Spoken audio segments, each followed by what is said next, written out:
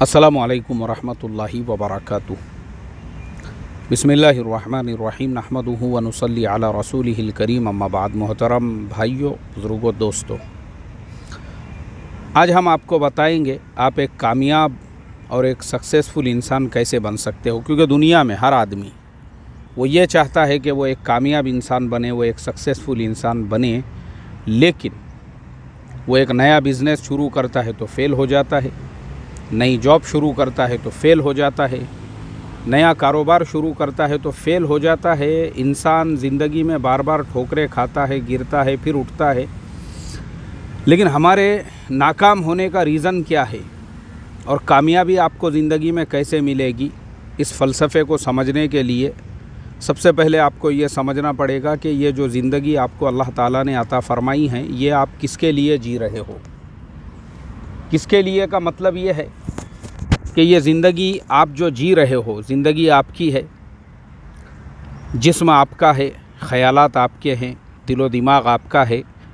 लेकिन अगर आप इसलिए जी रहे हो कि लोग मेरे कपड़ों को देखेंगे तो क्या बोलेंगे, लोग मेरे शूज़ को देखेंगे तो क्या बोलेंगे, लोग मेरे घर को देखेंगे तो क्या बोलेंगे, लोग मेरी गाड़ी को देखेंगे तो क्या बोलेंगे, इसलिए आप कपड़े ख़रीदने से पहले ये सोचते हो कि मैं ऐसे कपड़े ख़रीदूं जो लोगों को अच्छे नज़र आना चाहिए, और ऐसा शूज़ ख़रीदूं जो लोगों को अच्छा आना चाहिए, या ऐसा घर ख़रीदूं जो लोगों को अच्छा नज़र आना चाहिए। तो आप अपने लिए नहीं जी रहे हो, बल्कि आपने ज़िंदगी के फ़लसफ़े को ही समझा नहीं, ज़िंदगी के मफ़हूम को ही समझा नहीं, ज़िंदगी के मतलब को ही समझा नहीं है। जिस्म आपका है, दिल आपका है, दिमाग आपका है, आपके जिस्म में रूह आपकी है, लेकिन आपके दिलो दिमाग पर जो कब्ज़ा है वो दूसरों का हो चुका है। इसीलिए दूसरों के लिए मत जियो, जीना है तो अपने लिए जियो। शूज़ ख़रीदने से पहले ये सोचो कि ये शूज़ आपको कितना कंफर्टेबल फ़ील हो रहा है। फिर ये मत देखो कि ये बाटा का 400 रुपये वाला शूज़ है, या रेड एंड चीफ का 2000 वाला शूज़ है, या वुडलैंड का 15,000 20,000 रुपये वाला शूज़ है। असल तो ये है कि आपको कितना वो कंफर्टेबल फ़ील हो रहा है। एक शूज़ आपको कंफर्टेबल नहीं फ़ील हो रहा है, लेकिन चूँकि आप लोगों के लिए जीते हो तो ज़बरदस्ती आप लोगों को दिखाने के लिए वैसा शूज़ पहनकर नमूने बने हुए हो। तो इसका मतलब ये है कि आपसे बड़ा फ़ेल और नाकाम इंसान कोई भी नहीं है। ऐसे ही कपड़े हैं, एक कपड़ा जो आपके जिस्म को नुकसान पहुंचा रहा है और आप उसके अंदर जो है जोकर लग रहे हो, लेकिन आपने सिर्फ वो इसलिए पहना हुआ है लोग देखे और महल्ले वाले देखे और दोस्त देखे और फ्रेंड्स देखे।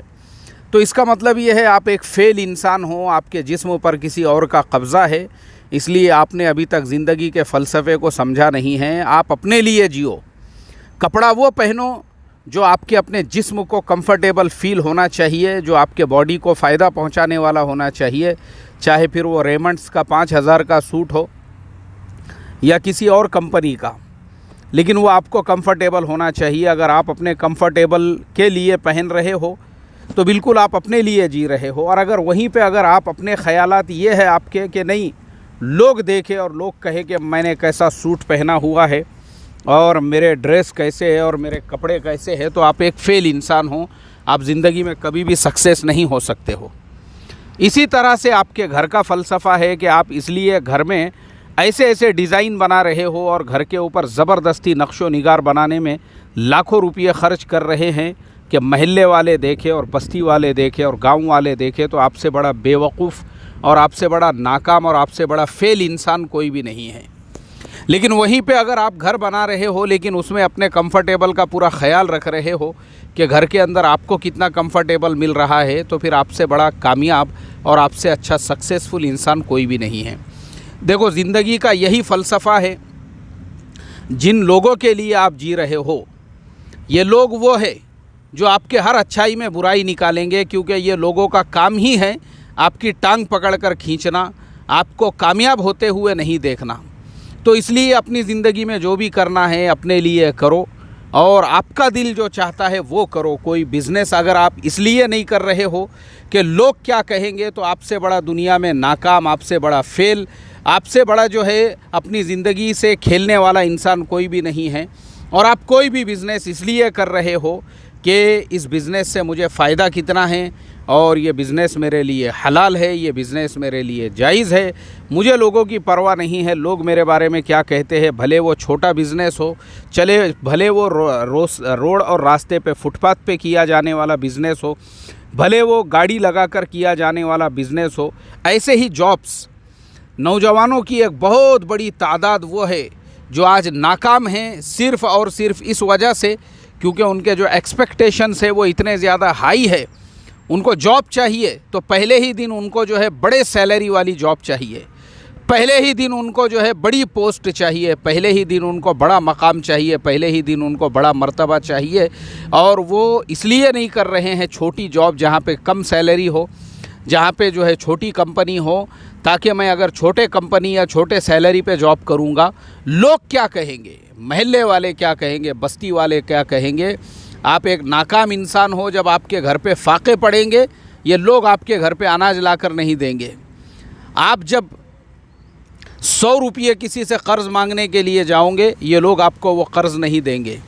आप बीमार हो जाओगे, हॉस्पिटल के अंदर एड़ियाँ रगड़ते पड़े रहोगे, वही आपकी 2-5 हज़ार रुपये वाली कंपनी आपके हेल्थ कवर उसने लिया हुआ होगा, कम से कम वो आपके हेल्थ का ख्याल रखेंगी। लेकिन जिन लोगों की वजह से आपने ये 2-5 हज़ार रुपये की सैलरी की जॉब को ठुकराया था, ये लोग आपको देखने के लिए भी नहीं आएंगे हॉस्पिटल के अंदर कि आप मर गए या आप एड़ियाँ रगड़ रहे हैं क्योंकि आपके जीने और आपके मरने से किसी को कोई फ़र्क नहीं पड़ता है। फ़र्क पड़ता है तो वो आप अपने आप को, तो अपने आप के लिए जियो, अपने आप के लिए जॉब करो। आज आपने छोटे से जॉब से शुरुआत की है, कल आपको बड़ी जॉब मिलने वाली है। तो मैं दुनिया के अंदर बहुत सारे नाकाम लोगों को जब देखता हूँ, सिर्फ़ इसी वजह से वो नाकाम हो गए कि उन्होंने लोगों की परवाह की थी। और बहुत सारे लोग मुझे सवाल करते हैं कि मुफ्ती साहब आप जो है इतने सक्सेसफुल कामयाब बिजनेसमैन कैसे बने, और अपनी लाइफ के अंदर एजुकेशनली भी आपने जो है अपनी तालीम, अपनी एजुकेशन, जब आपकी शादी हुई आप 4th पास थे और आप जो है अपनी तालीमी एतबार से दीन दुनिया दोनों की भी तालीम को आप आगे बढ़ाते रहे और माशाल्लाह आज अपनी तालीम को इस लेवल पर पहुंचा दिया कि आप जामिया अज़हर जो है आगे की पढ़ाई के लिए जा रहे हो। ये सवालात लोग मेरे से करते हैं, तो मैं आपको बता दूं मेरे अपने ज़िंदगी के कामयाबी का फ़ंडा भी यही है। मैंने अल्लाह के नबी सल्लल्लाहु अलैहि वसल्लम की सीरत को हमेशा अपने सामने रखा, और जब मैंने ये देखा कि मुशरिकीन मक्का बावजूद आपकी जान के दुश्मन बन जाने के आपने कभी भी अपने काम को नहीं छोड़ा। ताइफ गए, वहाँ पे आपको पत्थरों से लहूलुहान किया गया, उसके बाद भी आप एक सुई के साथ अपना काम करते रहे।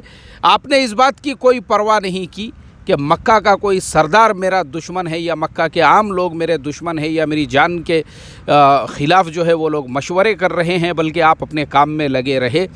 ये सीरत हमको इस बात का सबक देती है कि हम भी अपने काम में एक सुई के साथ में लगे रहे। हमने वही किया, हमने इस बात की परवाह नहीं की हमारे दुश्मन हमारे ख़िलाफ़ किस तरह की साजिशें करते हैं, हमारे दुश्मन हमारे ख़िलाफ़ किस तरह की प्लानिंग करते हैं, हमारे दुश्मन हमारे ख़िलाफ़ किस तरह से जो है प्रोग्राम बनाते हैं। एक सुई के साथ हम अपना काम करते रहे, और इसके लिए हम सबसे बड़े, अगर कोई किसी ने हमारी मदद की है तो वह हमारे दुश्मनों ने, जिन्होंने हमको 2 बच्चे पैदा होते वक्त जब हम 4th पास थे, आज हमारा ग्रेजुएशन और उसके बाद पोस्ट ग्रेजुएशन और आगे की तालीम हमारी चल रही है, हमको उस लेवल पे पहुंचाया उन्हीं लोगों की मेहरबानी की वजह से। क्योंकि हमने हमारे दुश्मनों की बातों को और हमारे दुश्मनों की मुखालिफत को अपने लिए दुश्मनी नहीं समझा, बल्कि हमने ये समझा कि नहीं, ये हमको सही रास्ता बता रहे हैं, ये हमको बता रहे हैं कि एक कामयाब और एक सक्सेसफुल इंसान बनने के लिए इनके जैसे लोगों की ज़रूरत है। अभी थोड़े दिनों पहले मैं जब इंडिया में था, अभी मैं इंडिया में नहीं हूँ, मैं बाहर एक मुल्क में हूँ, और थोड़ा सा वक्त मुझे मिला है। ये खूबसूरत गार्डन जो है मुझे नज़र आया, मैंने सोचा चलो यहाँ बैठे बैठे एक मोटिवेशनल जो है स्पीच देते हैं। तो जब मैं इंडिया में था, मुझे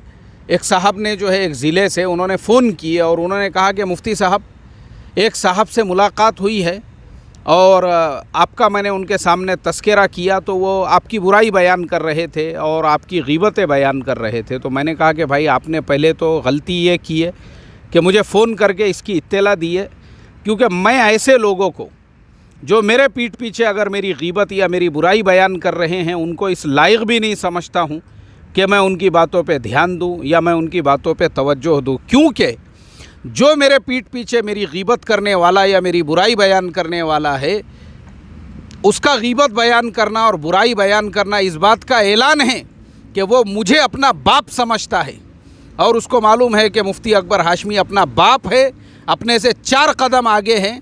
इसके लिए वो मेरी गीबत और मेरी बुराई बयान करता है, इसलिए कि दुनिया में सिर्फ नाकाम लोग वो कामयाब लोगों की बुराइयां बयान करते हैं, और जो कामयाब लोग होते हैं उनको इस चीज़ की कोई परवाह नहीं होती है उनके पीठ पीछे कौन उनकी बुराई बयान कर रहा है, कौन गीबतें बयान कर रहा है। इसलिए इस मैसेज से मैं आप तमाम लोगों को भी ये मैसेज देना चाहता हूँ कि याद रखो, कौन आपके पीछे क्या साजिशें कर रहा है, क्या प्लानिंग कर रहा है, और कौन आपकी गीबतें बयान करता है, और कौन आपको नीचा दिखाने के लिए घटिया हरकतें करता है। ऐसे जो मेंटल पेशेंट्स है, इनका आईक्यू लेवल कम होता है, ऐसों को नज़रअंदाज करो, ऐसे मंद बुद्धि लोगों को नज़रअंदाज करो। उनकी अपनी ज़िंदगी का एक दायरा है, उनकी अपनी रेंज है, वो बेचारे उसी को ज़िंदगी समझते हैं, और यही उनके नज़दीक ज़िंदगी होती है कि कामयाब इंसानों की बुराइयां बयान की जाए ताकि अपनी नाकामियों को छुपाया जा सके। तो इसके लिए मेरी तो ये आदत है कि मैं ऐसों को नज़रअंदाज करता हूँ और अपना काम आगे करते रहता हूँ, कदम आगे बढ़ाते रहता हूँ। तो मेरी आप तमाम लोगों से भी यही रिक्वेस्ट है, ज़िंदगी में कामयाब बनना है, अपने लिए जियो, आपका दिल जो चाहता है वो पहनो, आपका दिल जो चाहता है वो करो, आपका दिल जो चाहता है। अगर तुमने ज़िंदगी में ये देखा कि ये क्या कहेगा और वो क्या कहेगा, याद रखो आप ज़िंदगी में कुछ नहीं कर सकते हो सिवाय इसके कि बुढ़ापे में तुम एड़ियाँ रगड़ो और ये कहो कि मुझे ये अपॉर्चुनिटी मिली थी और ये मुझे मौका मिला था, काश कि मैं उसको एक्सेप्ट कर लेता तो आज मेरी ज़िंदगी कुछ और होती थी। सिवाय इसके आपके पास में कुछ भी नहीं रहेगा। इसलिए ख़ुद के लिए जियो, और वो गंदगी फैलाने वाले लोग जो आपके पीठ पीछे आपकी गीबत या आपकी बुराई बयान कर रहे हैं, वो नाकाम लोग हैं, और आपके कामयाबी से उनको चिढ़ और आपको जलन है क्योंकि वो आपके जैसे नहीं बन सके। इसलिए ऐसे मंद बुद्धि और कम आईक्यू लेवल के लोगों को जो है आप नज़रअंदाज करते रहो, ज़िंदगी में आगे बढ़ते रहो। यही हमारी दुआएं आप तमाम लोगों के लिए है। अल्लाह से दुआ करता हूँ अल्लाह तबारक व तआला हम तमाम को अमल करने वाला बनाए। टेक केयर, अपना बहुत बहुत ख्याल रखना और अपनी दुआओं में हमें भी याद रखना। अस्सलामु अलैकुम व रहमतुल्लाहि व बरकातुहू।